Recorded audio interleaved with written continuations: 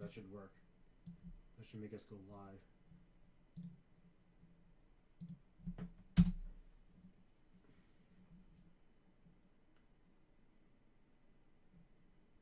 We should be live on here.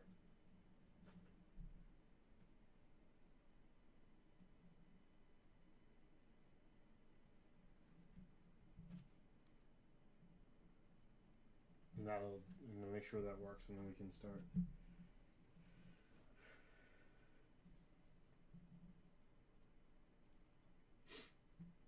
Oh, there we go. See? Okay. Don't say anything bad now.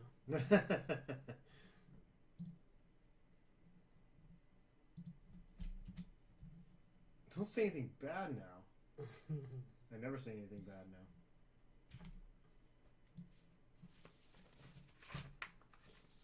See, we both do exist. We both do exist. Even though we usually broadcast from different locations. Okay. This is kind of like Batman and... Robin? No. And Doden? I was going to say Batman and Bruce Wayne being in the same place at the same time. But Oh, I don't think it's like that. I know I'm both of those, so... You're both Batman and Bruce Wayne? You would be Robin. Doden. Boy, Dode Wonder. All right, we should be able to start recording now. So we're just gonna get ready to go here. All right, let's see. I'll get my announcer voice on. No, you announcer voice. What do you think? Welcome everyone to the Pax-Preshow preview, starting on Thursday. No, we won't do any of that. Okay. So as usual, welcome everyone to another episode of season 2. This will be our PAX East preview edition of our podcast, and we're going to take you through many different parts of PAX East. Yeah, we're gonna start with the exhibitors and go through the schedule of events, and then talk about the music, some of our famous tips that I'm sure everyone's looking forward to. Tips and tricks and tips. Yeah, and then board game section. So there's a lot to go over here. So obviously, since we're doing a live podcast, we're going to be editing this down so we can get it uploaded to our podcast channel here. We know it'll be a little different as a live stream if people are watching, but certainly you'll see both formats going forward. So why don't we just dive into the Vortex and get started here? Sounds good. All right, so the first main comment we have is that the floor arrangement has changed this year. I don't know if you noticed that. Right, so if you've been to PAX East before, they've kind of scrunched down the... basically, you can start with the queue area where you wait when you first get there in the morning. That area has been scrunched down, which probably means there'll be a lot more people who get there early will be standing outside in the cold. Yeah, I guess there's going to be... the line has shrunk down significantly in terms of that queue line. It used to go from the start of where the exhibit hall was all the way to the back, and now it looks like they've taken half of that space. So I don't know if they're not expecting as many people, or if they just didn't have the room. Plus, it was like 3 or 4, or 5 even lanes wide. Like, yeah, so I don't know if but I don't know if they're going to make it wider and then just open it all up this year. But it was pretty packed. I mean, it went all the way back for many rows, especially on Saturday. Yeah. So I don't know what they're going to do. I guess they have this new ESL arena, the Esports League arena, that they've put where the Intel PC room was. They shifted the Intel PC room over to the next of that, and then they pushed tabletop back, kind of where they have to have all the amusement park popcorn makers and stuff like that where people would enter. So I don't know how cramped it's going to be this year. It looked cramped via the map. So if anyone pulls that up off their app, their guidebook app, they'll see that it looks like it shrunk down. So that's one thing I just wanted to say to start this off. So let's get into the exhibitors. Why don't we do that? Okay, so I guess the best way I would think to start is we can start with talking about who is not going to be there as far as an exhibitor. As far as, and all we have to go on, quite frankly, is either we've been listening to rumors and stuff online and also looking at the publications that PAX has put out through their maps and description of vendors and stuff like that. So based on all that information, so basically I'm just take this with a little grain of salt because it might be last minute changes. But as far as we can tell, as of a couple days before PAX, this is what we have. Yeah, so it looks like for not present this year, compared to previous years, obviously people who never go we're not going to even worry about. Right, because they're all losers anyway. Yeah, exactly. They're going to be on our Dota of the Week list. But compared to the years that they've gone in the past, either a couple years ago or last year, what have you. So this year, not present. First, 2K. 2K is not going this year. Kind of disappointing. They had a big double exhibit last year. They had a whole area on the Borderlands pre-sequel. They had an area on the Evolve, and then in the middle, they kind of had some stuff going for the new Sid Meier's Civilization game. So they had all three going. Yep. This year, they're not there at all. So no free T-shirts from them. I don't know. I mean, they're going to still have their Borderlands Gearbox is going to have their panel, but there's nothing for 2K specifically, who has the whole area. So once again, Sony is not going to be there. Now there'll be games that Sony will have on the PlayStation, but there's not going to be a Sony section. So they want as you'll see, that the only of the big three that's not going to be there. Well, they recently or in the process of selling Sony Online anyway. So. Oh well, at least we don't have to have that Sony Online guy anymore. Yep. Okay. Bethesda won't be there. They were there the last couple of years. Yep. So there's not going to be, people were hoping for Fallout 4. People were hoping for the new Doom. The new Doom is supposed to be coming out soon. They were hoping for one of those. Unfortunately, nothing from Bethesda was listed there, so we're anticipating they don't have anything. No Ubisoft. Nope. They had a big booth last year. Yeah, I know, but they had Remember we talked about Watch Dogs and how they just showed a video and we were wondering how good it was? We were right in terms of, it not being as good as they thought it would be, and that was part of the reason they didn't show it off there. So, I mean, I had wished I had skipped that booth, to be honest with you, last year, so no big loss there. I thought you liked the crew, though. Yeah, the crew was okay. And we didn't have to wait that long to get in that line either. It was like a 5-minute wait. Yep. Yeah, but the rest of the booth was useless. Although I did like no, never mind. Was the beanie I got from there? No, it was a different one. You got a bunch of T-shirts. You got a bunch of T-shirts. Yeah. So who else is not going to? Warner Brothers won't be there. They make the Batman games. Yep. So people were hoping for the new one where you drive the Batmobile. Unfortunately, not going to be there. A big one this year, not going to be there, is the Riot Games, who makes League of Legends. They had this huge booth right up front when you walk down. They bogged the whole area down. Enormous. And they're just screaming. And they had tournaments going. I know it's a popular game. Giant video screen. Yeah, exactly. They're not going to be there at all. So... what are all those people going to do? They're not going to come and leave me alone is what they're going to do. Wizards of the Coast won't be there, Steve.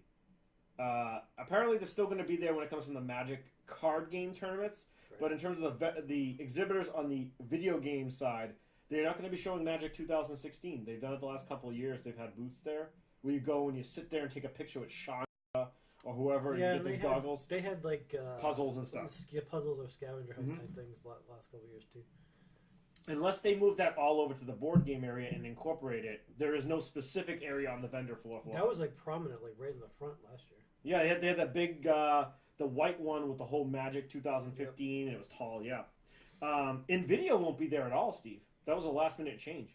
Yeah, they were on the panel. They had a panel. Yeah, and they got canceled there, and they're not on the map anywhere. So they're not coming at all. They had a big presence last year. They were giving away a ton of stuff. Yeah.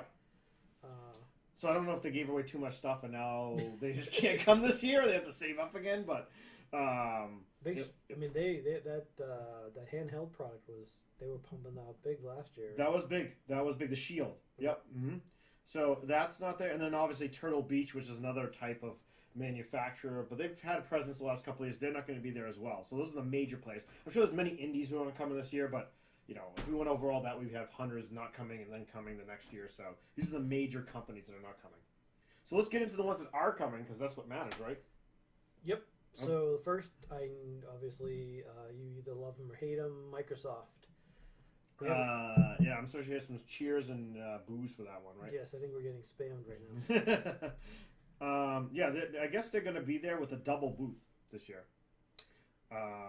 So we hear that there's going to be Halo 5, which people have paid a little bit of the beta if they got the Master Chief Collection. Yeah, apparently you're going to be able to play that. So these are the things that are going to be playable. Playable, yeah. Fable Legends, which is the new Fable one. I think this is the one where you get one person gets to be the DM and actually makes the map while the other people play it. So it'll be interesting to see how that works. That could be cool. There's a game called Scream Ride. Have no idea what that's about. Battlefield Hardline. Your favorite company, EA, giving Microsoft. I'll pass on You that. love Battlefield games. Nope. Nope. Steve has gone on a rant about Battlefield Season 1. Nope. If you want to hear about his rants of Battlefield, please go to Season 1. Check out our prior podcast. I'm not the only one who's been ranting about Battlefield. So, there's a good indie game, Ori and the Blind Forest there, Steve. I actually saw some preview of that. It looks pretty good. It looks like abstract, a lot of the white background and stuff. Looks like an interesting game. And apparently The Witcher 3 will be in the Microsoft booth this year. And they said there's going to be other indie titles there as well. So they should have a pretty substantial booth, so I'm looking forward to seeing what they got. another interesting thing is to see if it's all Xbox One type stuff or if they also have a lot of PC presence as well. Well, last year they kind of showed both, didn't they? Yep. Which was good. I kind of like that. So who's up next? A surprise listing this year, Nintendo. No, they're back. They're back. They weren't there last year. We razzed them. Not pretty there hard. last year, and I'm sure that's why they're there this year.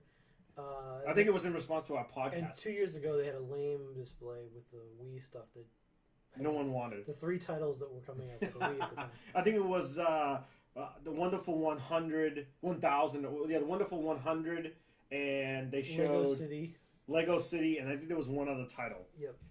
And then they had Fire Emblem. And they didn't even have DS stuff. Well, they had a couple DS games, but it was already stuff that was out, like Fire Emblem and a couple other things. Right, nothing new. So this year they said, according to them, they have Splatoon, which is their new cartoonish shooter, arena-type cartoonish shooter. Third-person shooter. Yep, and Codename Steam, which is a game coming out for the DS. They got Monster Hunter 4 Ultimate, which is a game that's already come out for the new 3DS, but I'm sure they're trying to show people how good it looks on the new system. Yeah, there'll be a heavy new 3DS presence there for sure. Another game, Puzzles and Dragons, Super Mario Brothers Edition. Because Not apparently to be confused with the other editions. There's two editions actually. Of this game, there's Puzzles and Dragons and Puzzles and Dragons Super Mario Brothers Edition. I guess if you pre-order it or you order it, you get it all together. Legend of Zelda's Majora's Mask 3D, which again is like Monster Hunter Ultimate. It came out with the system about a month ago, and so I'm sure they're probably showing it off. And then lastly, Xenoblade Chronicles 3D, which is supposed to be coming out in April, which you can only play on the new Nintendo 3DS.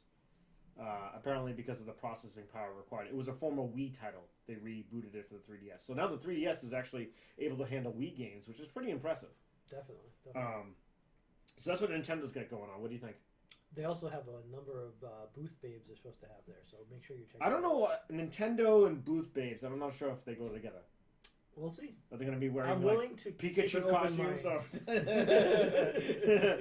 Pika who?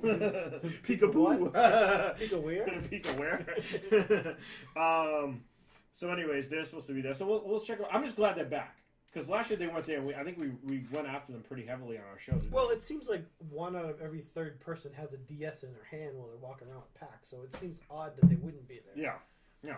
So we'll see. We'll see how they are. We'll give you our post PAX things with it. Square Enix is going to be there, Steve. I know one of your favorite companies. Oh God. Final Fantasy Type 45. Final Fantasy Asterix. Anything Final Fantasy.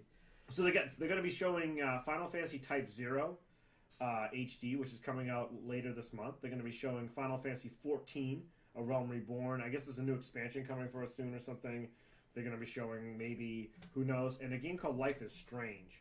I know they also have panels for Final Fantasy 15 and a couple other panels there that they have going on. But this is probably the largest expo I've seen, largest presence at the expo I've seen from Square over the last couple of years. I'm surprised they don't have Kingdom Hearts 3, but they're probably holding on to that to E3. They're not showing a demo of Final Fantasy 15, even though the demo is going to be coming with Final Fantasy Type 0 in like 2 weeks, so I know it's ready. So it's kind of disappointing they won't be showing it, unless they're not telling us that, and they're just going to surprise us. Yeah, that happens very often. So we'll see what Square Enix has. I'm just glad they have some presence there. Another one is the Oculus virtual reality section there, Steve. They're going to have some stuff. Yes, and for those of you who want to check that out, make sure you download the Oculus, what's it called? App. There's an app on your phone here. It's an Oculus Live app. Oculus Live, it's called. Yeah, you download that. You gotta get